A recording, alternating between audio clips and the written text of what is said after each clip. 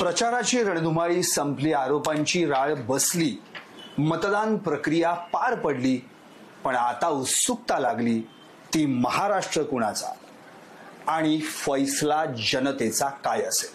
अर्थात महाराष्ट्र विधानसभा निवडणुकीच्या या आत्ताच्या संपूर्ण परिस्थितीचं विश्लेषण आपण टॉप न्यूज मराठीवर पाहिलं, पण त्याचा निकाल काय लागेल. मतदानाचा टक्का वाढला खरा, पण सरकार कुणाचं येणार या अत्यंत क्लिष्ट प्रश्नाचं उत्तर आणि महाराष्ट्रात नेमकं काय होणार या सगळ्याच प्रश्नांची उत्तरं जाणून घेण्यासाठी आज आपल्यासोबत आहेत पुणे लोकमतचे संपादक Sanjay Awate sir. Awate sir, top news मराठीमध्ये आपलं स्वागत. यस, धन्यवाद प्रशांत. संदीप सर. सर धन्यवाद संदीप सर. एक महत्वाचा मुद्दा असा की यावेळी 30 वर्षांनी मतदानाच्या टक्केवारीत वाढ झाली, म्हणजे अगदी 65.1% आपण येऊन पोहोचलो. पण लगेच आपण फ्लॅशबॅकला गेलो तर 95 मध्ये अगदी 69 म्हणजे 71.69% इतकी त्या ठिकाणी मतदानाची टक्केवारी होती आणि पहिल्यांदाच काँग्रेसला फटका बसला आणि गैर काँग्रेसेतर अर्थात युतीचं सरकार आलं. तर तशी परिस्थिती मतदानाच्या टक्केवारीत वाढ झाल्यानं यावेळी निर्माण होईल का, काय? नाही संदीप, असं आहे की मुळामध्ये एक साधारणपणे असं म्हटलं जातं किंवा असा एक पॉलिटिकल सायंटिस्ट यांचा एक साधारणपणे तर्क असतो की जेव्हा मतदान वाढतं तेव्हा ते अँटी इन्कम्बन्सी असतं. प्रस्थापिताच्या विरोधातला जो कौल असतो तर ते अँटी इन्कम्बन्सी मतदान जे आहे ते वाढलेलं मतदान असतं आणि त्यामुळे असं अनेकदा घडलेलं आहे की जेव्हा मतदान वाढतं तेव्हा सत्ता जाते, सत्तांतर होतं, असं आपण बघितलेलं आहे. पण मला या केसमध्ये मात्र वेगळं वाटतं. म्हणजे 1995 ची तुलना या संदर्भात करावी असं काही मला वाटत नाही. म्हणजे लोकांनी प्रस्थापित व्यवस्थेला हुसकावून लावण्यासाठी, त्यांच्या विरोधामध्ये कौल देण्यासाठी ठरवून अगदी द्वेषानं मतदान केलंय असं काही मला वाटत नाही. उलट पक्ष हा द्वेष होता तो लोकसभा निवडणुकीमध्ये होता. लोकसभा निवडणुकी लोकांनी आपल्या हातामध्ये घेतलेली होती आणि लोकसभा निवडणुकीमध्ये जाणवत होतं की लोकांना कोणाला विजयी करायच्यापेक्षा कोणाला पराभूत करायचं हे ठरलेलं होतं. याला पाडायचं, यांना पराभूत करायचं. आणि तेव्हा आश्चर्यकारकरित्या अनेक ठिकाणी असे निकाल लागले की जे अजिबात अपेक्षित नव्हते. म्हणजे नांदेडमध्ये वसंतराव चव्हाण जे वारल्यानंतर पोटनिवडणूक पण आता आहे, पण वसंत चव्हाण हे खरं म्हणजे आजारी होते, त्यांचं डायलिसिस सुरू आहे हे लोकांना माहिती होतं. उमेदवार कोण आहे तसं अनेकांना माहितीही नव्हतं. पण तरीही आम्हाला अमुक नको, आम्हाला अशा प्रकारचं मतदान अनेक ठिकाणी झालं. लोकांनी निवडणूक आपल्या हातामध्ये घेतली. सगळ्या प्रकारचे प्रयत्न खरं म्हणजे महायुतीने केलेले होते. म्हणजे तुतारी विरुद्ध पिपाणी अशा प्रकारचे प्रयत्न होते. सगळ्या प्रकारचे प्रयत्न करून झाले, पण तरी सुद्धा काही फरक पडला नाही आणि ती निवडणूक पूर्णपणे महायुतीच्या हातातून गेली आणि 31-17 अशा मतानं महाविकास आघाडीने जिंकली. तो द्वेष किंवा तो जो काही होता ते आत्ता विधानसभा निवडणुकीमध्ये लोक प्रस्थापित व्यवस्थेला घालवण्यासाठी, विरोधी मतदान करण्यासाठी उतरलेत रिंगणामध्ये असं काही मला अजिबात वाटत नाही. मला असं वाटतंय उलट पक्षी की मुळात लोकसभा निवडणुकीमध्ये ज्या चुका केल्या भाजपनं किंवा महायुतीनं त्या चुका टाळण्याचा प्रयत्न त्यांनी या निवडणुकीमध्ये केला. त्या निवडणुकीमध्ये काय झालं होतं तर JP नड्डांचं एक विधान होतं की आम्हाला संघाची गरजच नाहीये. त्यामुळे संघाचे कार्यकर्ते, संघाचं केडर हे महाराष्ट्रामध्ये त्या निवडणुकीमध्ये पूर्णपणे बाजूला राहिलं होतं की आमचा काही संबंध नाही, तुम्ही बघा. आणि संघ नसेल महाराष्ट्रामध्ये तर काय फटका बसू शकतो हे त्यांनी महाराष्ट्रामध्ये अनुभवलं. राष्ट्रीय स्वयंसेवक संघ ही संघटना राष्ट्रीय पातळीवरती जरी असली तर त्यांचा खरा बालेकिल्ला महाराष्ट्र आहे. बरोबर. त्यामुळे महाराष्ट्रामध्ये संघ नसेल तर काय होऊ शकतं ते बघितलंय आपण. आणि मग या निवडणुकीमध्ये मात्र संघ सुरुवातीपासून काम करतो, म्हणजे निवडणूक अगदी घोषित होण्याच्या पूर्वीपासून. त्यामुळे हा एक भाग त्यामध्ये झाला.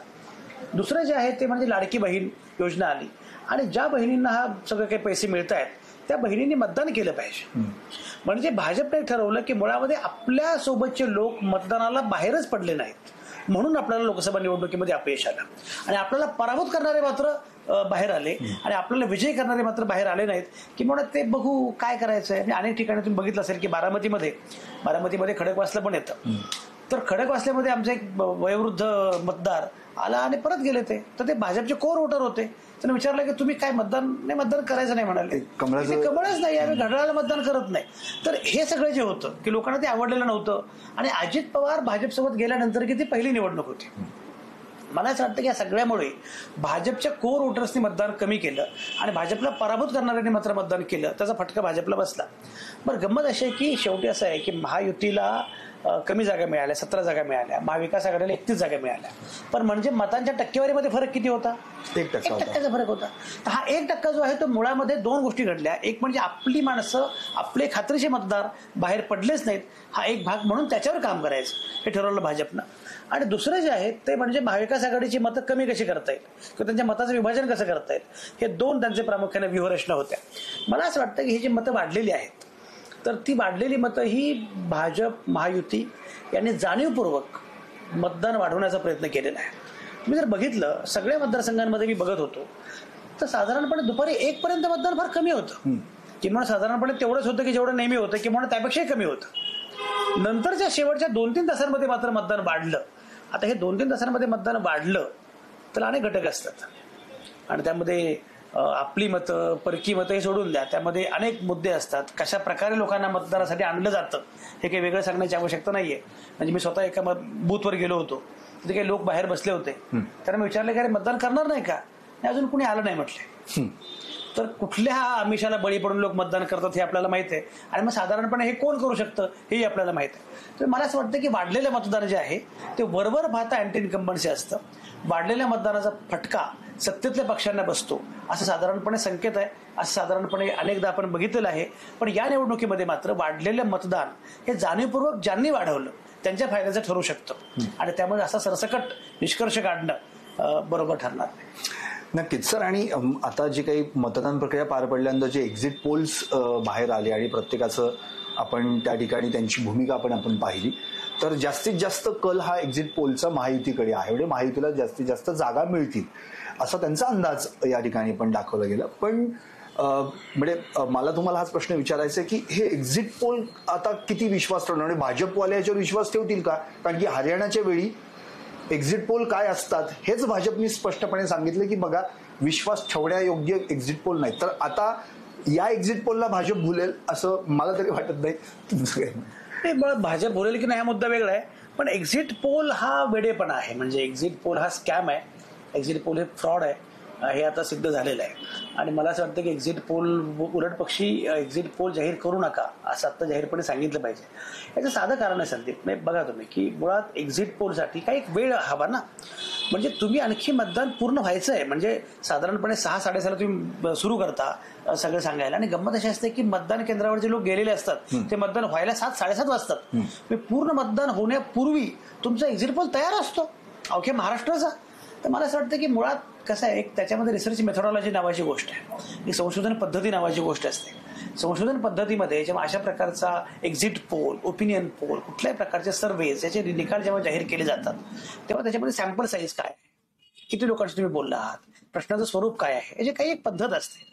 हे काही जाहीर करत नाही. सॅम्पल साईज काय माहिती नाही, किती लोकांशी बोललात माहिती नाही, कोणाकोणाशी बोललात माहिती नाही, कुठला वेळ नक्की तुम्ही, काही संबंध नाहीये, आणि अचानकपणे तुम्ही जाहीर करून टाकता. मला असं वाटतं एक्झिट पोल हा वेडेपणा आहे.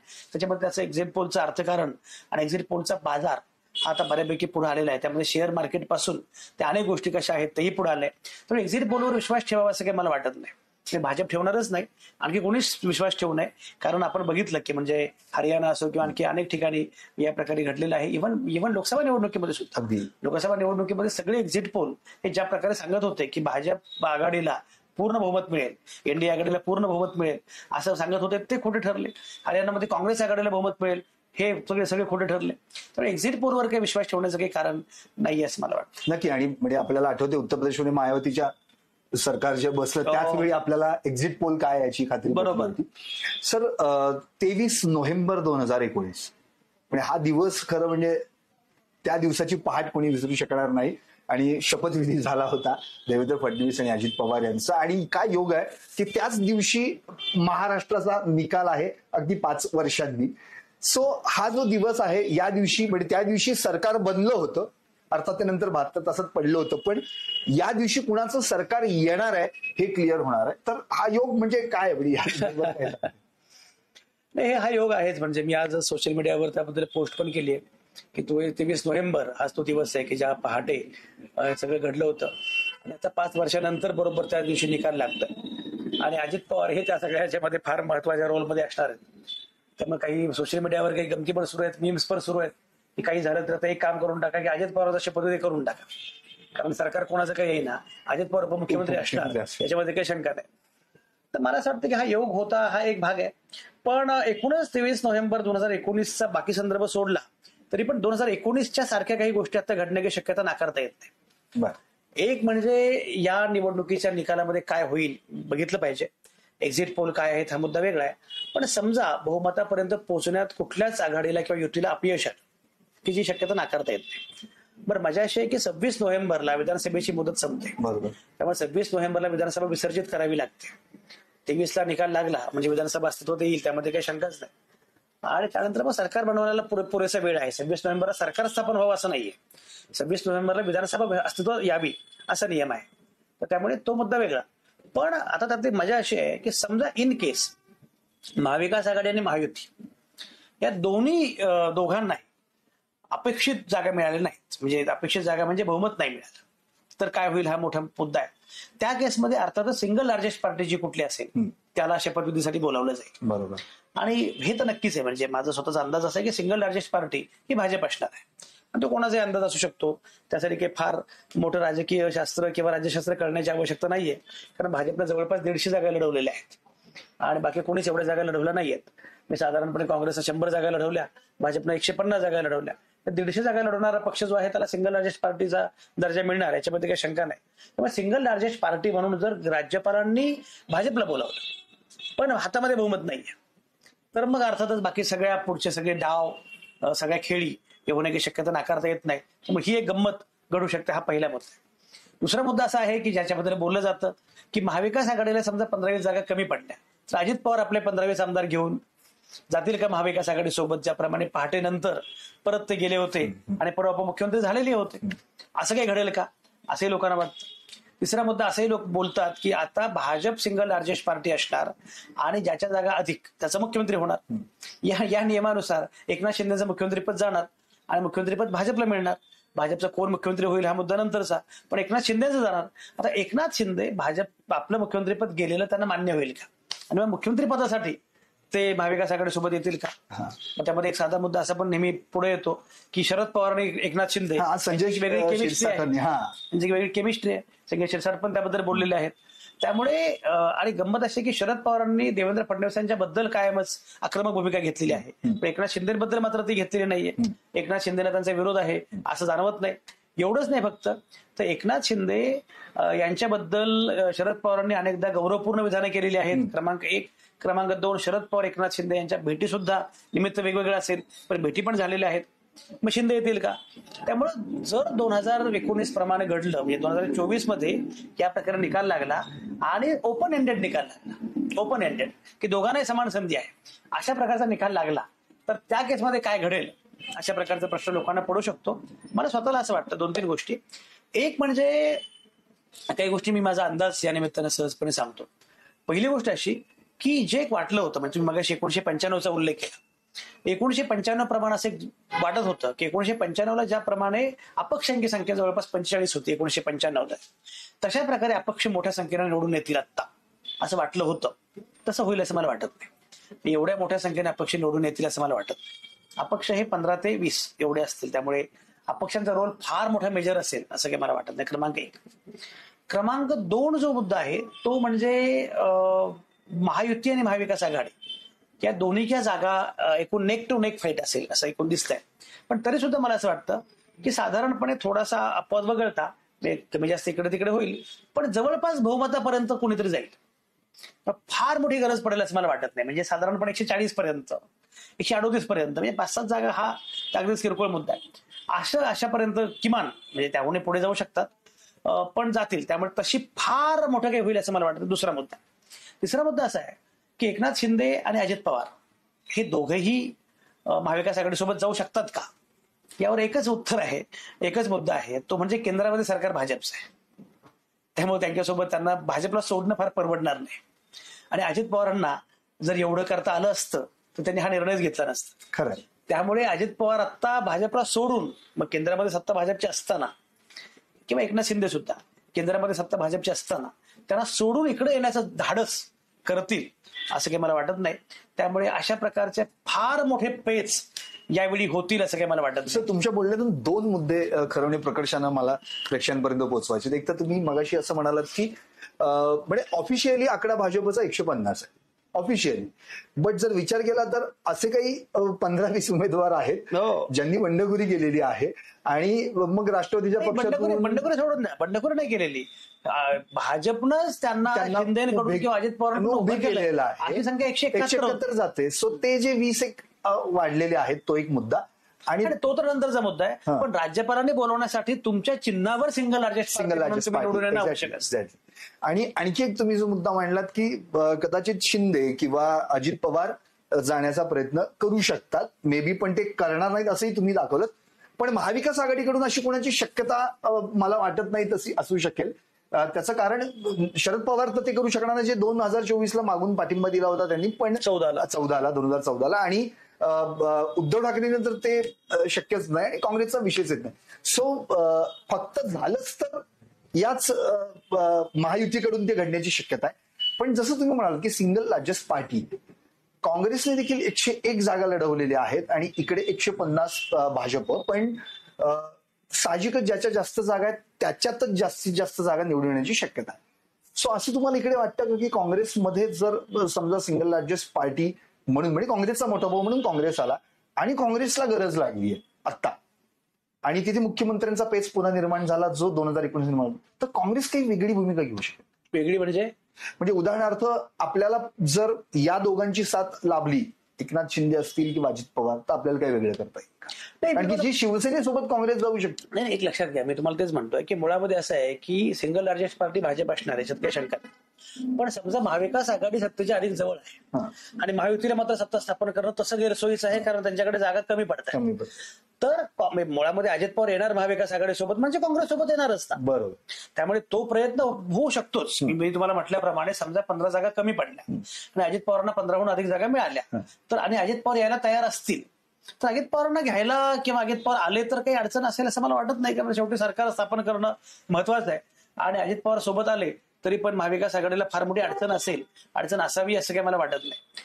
तर त्यामुळे मला असं दिसतंय की एकूण या प्रकारचा प्रयत्न होऊ शकतोच आणि ज्या प्रकारचे प्रयत्न सगळेच करतील, म्हणजे अपक्षांना फोडण्याचा प्रयत्न होईल, जे छोटे छोटे पक्ष असतील 1-2 जागा त्यांच्या असतील त्यांना घेण्याचा प्रयत्न होतील, या सगळ्या गोष्टी होऊ शकतातच. त्यामुळे तो काही मुद्दाच नाहीये आणि असा प्रयत्न भाजप करेल, असा प्रयत्न काँग्रेसही करेल, असा प्रयत्न सगळेच करतील. पण त्या केसमध्ये सर्वाधिक संधी ही भाजपला असेल, कारण भाजप सिंगल लार्जेस्ट पार्टी आहे, त्यामुळे त्यांना राज्यपाल बोलावतील. पण भाजपला अगदीच म्हणजे सत्ता स्थापन करणं शक्यच नाही. पण एक लक्षात घ्या, त्यामध्ये 2 गोष्टी म्हणजे मुळामध्ये हा प्रयत्न दोघे करतील. पण जेव्हा आपण असं म्हणतो की भाजपला सत्ता स्थापन करता येणं शक्यच नाही, एवढ्या जागा महायुतीच्या कमी असतील, त्याचा अर्थ महाविकास आघाडीकडे बहुमतच असेल. त्यामुळे त्यांना अन्य कोणाची गरज भासणारच नाही असं मला वाटतं. ते मला स्वतःला असं वाटतंय की मुळात बहुमत साधारणपणे बहुमताच्या जवळ अगदी आसपास असतील तर फार घोडे बाजार होईल असं मला वाटत नाही. नक्की सर. आणि यावेळी जे एक्झिट पोल आहेत त्यामध्ये अजित पवारांना कुठे अगदी 2-5 जागा मिळतील असं वातावरण कुठल्याच पोलमध्ये दिसलेलं नाहीये. उलट सगळेच 10-15 काही 20 पर्यंत देखील त्यांना दिलेलं आहे. म्हणजे त्यांच्याविषयीचं जे काही लोकसभेमध्ये जो रोष होता किंवा शरद पवारांची साथ सोडल्यामुळे अजित पवारांबंद तो फटका बसला, तो इथे आता कुठे दिसत नाही. एक महत्वाचं विधान मी असं करतोय आता तुमच्या या मुलाखतीमध्ये की या निवडणुकीचा सगळ्यात मोठा लाभार्थी हे अजित पवार असतील. अच्छा. या निवडणुकीत सगळ्यात मोठा गेन अजित पवारांना होणार आहे. म्हणजे त्यांच्या जागा सगळ्यात कमी असतील, पण सर्वाधिक गेन त्यांना होणार आहे. अच्छा. कुठल्या अर्थाने? पहिली गोष्ट म्हणजे लोकसभेत त्यांच्यावर जो काही डाग होता अपयशाचा, आणि फार दारुण अपयश, म्हणजे अजित पवार संपले अशा प्रकारचं अपयश. आता तुम्ही अजित पवारांना कितीही अंडर एस्टिमेट करायचा प्रयत्न केला तरी अजित पवारांच्या जागा तुम्ही म्हणता त्याप्रमाणे चांगल्या असतील. म्हणजे 15हून अधिक जागा असणं ही चांगलीच गोष्ट आहे. त्यांचा लोकसभेचा एकूण परफॉर्मन्स बघितला तर 15हून अधिक जागा अजित पवार नक्की जिंकतील आणि तुम्ही म्हणता त्याप्रमाणे ते 25 पर्यंत सुद्धा जाऊ शकतील. क्रमांक 1. दुसरा जो मुद्दा आहे ते बारामती जिंकतील. क्रमांक 3, सत्तेमध्ये ते असतील किंवा किंग मेकर बनू शकतील अशाच रोलमध्ये असतील. दोन्ही अर्थाने. तर मला असं वाटतं स्वतःला की अजित पवारांना या निवडणुकीमध्ये चांगली संधी मिळेल. सत्तेमध्ये असते म्हणजे आयदर महायुती किंवा म्हणजे कसं आहे की त्या महायुतीमध्ये असतील, सत्ता महायुतीची आली तर महायुती सोबत असतील. महाविकास आघाडी सत्ता आली तर ते जाऊ शकतील की नाही माहिती नाहीये, पण किमान त्यांचं ते महत्व असेल. याच्यात काही शंकाच नाही. म्हणजे ते महाविकास आघाडीसोबत ते गेले नाहीत तर महाविकास आघाडी सरकार स्थापन करू शकणार नाही आणि मग महायुतीचं सरकार स्थापन होईल. बरोबर. एक लक्षात घ्या, म्हणजे महाविकास आघाडी जर 15 जागा कमीच पडल्या तर ते काहीच करू शकणार नाहीत. याच्या उलट महायुती मात्र ते मॅनेज करू शकते. म्हणजे दादांची पाचीपोट तुपात आहेत असं आता म्हणायला. हो, अगदी अगदी. फक्त एकाच केसमध्ये त्यांना अडचण आहे, जर महाविकास आघाडी पूर्णपणे सत्तेमध्ये आली. महाविकास आघाडीला म्हणजे काँग्रेस, शरद पवारांची राष्ट्रवादी आणि उद्धव ठाकरेंची शिवसेना या 3 पक्षांना मिळून 145हून अधिक जागा मिळाल्या तर मात्र अजित पवारांना अत्यंत त्याचा फटका बसेल. सगळ्यात मोठा फटका मग अजित पवारांना बसेल, कारण सत्तेमध्ये नसल्याचा सगळ्यात मोठा फटका 2 लोकांना बसणार आहे. सत्ता गेल्याचा किंवा सत्तेमध्ये नसल्याचा फटका दोघांना बसणार आहे, एक अजित पवार आणि दुसरे उद्धव ठाकरे. अच्छा. त्यामुळे अजित पवारांना जर सत्तेमध्ये ते नसतील, महाविकास आघाडी सत्तेमध्ये आली तर अजित पवारांना मोठा फटका बसेल पहिला. दुसरा, मी म्हणतोय की बारामतीमध्ये विजयी होते पण पराभूत झाले. या 2 गोष्टी जर घडल्या, म्हणजे जर असं घडलं की अजित पवार बारामतीमध्ये पराभूत झाले आणि जर असं घडलं की अजित पवार सत्तेमध्ये नाहीत तर मात्र अजित पवारांना फारच मोठा फटका बसेल आणि त्यानंतर मात्र उभं राहणं हे अजित पवारांना फार अवघड असेल. नक्कीच सर. अगदी एक शेवट 1-2 प्रश्न. आणि मराठवाड्याचा जर आता आपण विचार केला तर म्हणजे 46 जागांपैकी भाजपनं अगदी त्या ठिकाणी ताकही फुंकून प्यायला घेतलं, कारण की याच्या आधी तोंड पोळलं होतं. 20 जागा भाजपनं 46 मधल्या निवडलेल्या आहेत आणि त्या लढवा. आणि मग मित्र पक्षांना म्हणजे अगदी एकनाथ शिंदे त्या ठिकाणी 16 जागांवर लढतायत. तर इकडे तिथे जर आपण पाहिलं तर शिंदेकडे खरं म्हणजे मराठवाड्याची जबाबदारी महायुतीने दिलेली आहे आणि ज्या 20 जागा आहेत त्याच्यावर सेफ गेम खेळायचा असा विचार केला. तर मराठवाड्याची परिस्थिती अजूनही तशीच आहे की भाजप बॅकफुटवर जाऊ शकते? भाजपला सगळ्यात मोठा फटका बसणार आहे तो मराठवाड्यामध्ये. मराठवाड्यामध्ये मनोज जरांगे फॅक्टरचा जो फटका आहे तो प्रामुख्यानं भाजपला बसणार आहे. म्हणजे महायुतीला बसणार आहे पण भाजपला बसणार. याचं कारण असं आहे की मनोज जरांगे पाटलांचा फटका तसा एकनाथ शिंदेने फार बसत नाही. हे आपण औरंगाबादच्या लोकसभा निवडणुकीत पण बघितलं. तर मला असं दिसतंय की मुळामध्ये तो फटका बसेलच भाजपला. आणि त्यांनी किती प्रयत्न केला तरीही त्यांना तिथे बऱ्यापैकी अपयशाला तोंड द्यावं लागेल असं मला वाटतं. तिथे एकनाथ शिंदे सोबत आहे, त्यांच्या एकनाथ शिंदेना बऱ्याच जागा मिळू शकतील पण तो फटका बसेल. आणि ती भरपाई कुठे करणार हा त्यांच्या पुढे सगळ्यात मोठा प्रश्न आहे. एक दिसतंय असं की मराठवाड्यामध्ये ज्या जागा कमी होतील त्याची भरपाई बऱ्यापैकी ते विदर्भात थोडीशी करतायत. म्हणजे विदर्भात त्यांना ज्या कमी जागा मिळतील असं वाटत होतं किंवा काँग्रेसची अवस्था फारच चांगली आहे असं वाटत होतं, पण त्यांच्या सुदैवाने काँग्रेसनं जागा वाटपामध्ये फार गोंधळ घातले, उमेदवार फार चुकीचे दिले, बऱ्याच चुका केल्या, बऱ्याच गफलती केल्या. महाविकास आघाडीने पण एकूण जे करायला पाहिजे होतं त्यामध्ये बऱ्याच त्यांच्या चुका होत्या. उद्धव ठाकरे आणि काँग्रेस यांच्यातल्या समन्वयाच्या अभावाचा फटका बसला. या सगळ्यामुळे त्यांना विदर्भात थोडासा फायदा होईल असं दिसतंय. उत्तर महाराष्ट्र हा त्यांचा गडच आहे, त्यामुळे तिथे त्यांना चांगल्या जागा मिळतील. फटका प्रामुख्याने बसेल महायुतीला किंवा भाजपला नगरमध्ये आणि मराठवाड्यामध्ये. पश्चिम महाराष्ट्रामध्ये सुद्धा त्यांनी आता बऱ्यापैकी मला असं वाटतं की मैदान जिंकलंय. म्हणजे जरी ते क्रमांक 1 वर नसले तरी मोठा फटका बसेल असं काही मला वाटत नाही पश्चिम महाराष्ट्रामध्ये. आणि मुंबई कोकणामध्ये जरा समसमान अशी अवस्था असेल, पण मराठवाड्यामध्ये मात्र त्यांना मोठा फटका बसणार आहे. मराठवाडा आणि नगर हा भाजपला सगळ्यात मोठा फटका असणार. पण ते तिकडचा खड्डा इकडे भरून काढू शकतात असं तरी वातावरण तयार केलेलं आहे. नक्कीच सर. अगदी शेवटचे 1-2 प्रश्न फक्त. अगदी या सगळ्या याच्यामध्ये मनसेने देखील एक आपली ताकद यावेळी पणाला लावली. 125 उमेदवार निवडणूक रिंगणात उतरवले आणि राज ठाकरे देखील सभांचा वेळ धडाका मागच्या वेळेपेक्षा तरी जास्त चांगल्या पद्धतीने केला. वेगवेगळे मुद्दे त्यांनी त्यांच्या प्रचार सभांमध्ये घेतले. पण या सगळ्या एक्झिट पोलमध्ये किंवा अजूनही कुठे वातावरणात मनसेबद्दल कोणी काही फारसं बोलेणं झालंय तर त्याचा काहीच इफेक्ट त्याच्यावर होणार नाही का? याबद्दल काही सांग. त्यांची काही ओपनिंग तरी होऊ शकते का यावेळी? मनसेची काय आहे, म्हणजे मनसेचा जो रोल मला दिसतो या निवडणुकीमध्ये तो प्रामुख्यानं मतांचं विभाजन हाच मनसेचा रोल दिसतोय. म्हणजे महाविकास आघाडीच्या मतांचं विभाजन करणं, उद्धव ठाकरेंच्या मताचं विभाजन करणं आणि भाजपला फायदा करून देणं. मला सांगा, जो पक्ष स्वतःच्या बळावर एवढ्या जागा लढवतो तो पक्ष मुख्यमंत्री भाजपचा असेल आणि जर सत्तेमध्ये आम्ही असू, तो विधान कुठल्या आधारावर करतोय मला कळत नाही. म्हणजे तुमची आघाडी नाहीये, तुम्ही युतीमध्ये नाही आहात, तुमचा काही संबंध नाही, तुम्ही स्वतंत्रपणे निवडणूक लढवताय आणि तुमचं विधान काय आहे? 2 विधानं आहेत तुमची. एक म्हणजे काय, मुख्यमंत्री भाजपचा होईल, आमच्या दुसरं काय, त्या सत्तेमध्ये आम्ही असू. याचा अर्थ आम्ही भाजपसाठी काम करतोय हे त्यांनी प्रत्यक्ष म्हणजे अप्रत्यक्ष पण नाही थेटपणे सांगितलंच आहे. तर मला असं वाटतं की मतांचं विभाजन करण्यापलीकडे मनसेचा काही फार मोठा रोल असेल असं मला वाटत नाही. मनसेला स्वतःच्या हिमतीवर जागा जिंकून यावी अशी काही त्यांची क्षमता नाहीये. त्यामुळे काही अपघाताने काही जागा आल्याच, एखादी जागा येऊ शकते. त्या पलीकडे माणसाचा एकूण निवडणुकीनंतरच्या राजकारणामध्ये काही फार मोठा रोल असणार नाही. निवडणुकीपूर्वीच्या राजकारणामध्ये जो काही रोल आहे, निकालापूर्वीच्या राजकारणात जो रोल आहे तो त्यांनी बऱ्यापैकी केलाय. आणि त्यामुळे उद्या कदाचित शक्यता अजिबात नाकारता येत नाही की जर सरकार महायुतीचं आलं तर अमित ठाकरे हे त्या सरकारमध्ये मंत्री असतील. बर, अगदी सर शेवटचा प्रश्न. आपण पुण्यात म्हणजे ते पराभूत होऊन सुद्धा विधानसभा निवडणुकीमध्ये पराभूत होऊन सुद्धा त्यांना विधान परिषद दिली जाईल आणि त्यांना मंत्री केलं जाईल ही शक्यता मला जास्त वाटते. आणि अमितला मंत्री करणं याच्याशिवाय राज ठाकरेंना आता काही फार मोठी राजकीय महत्वाकांक्षा असेल असे मला वाटत नाही.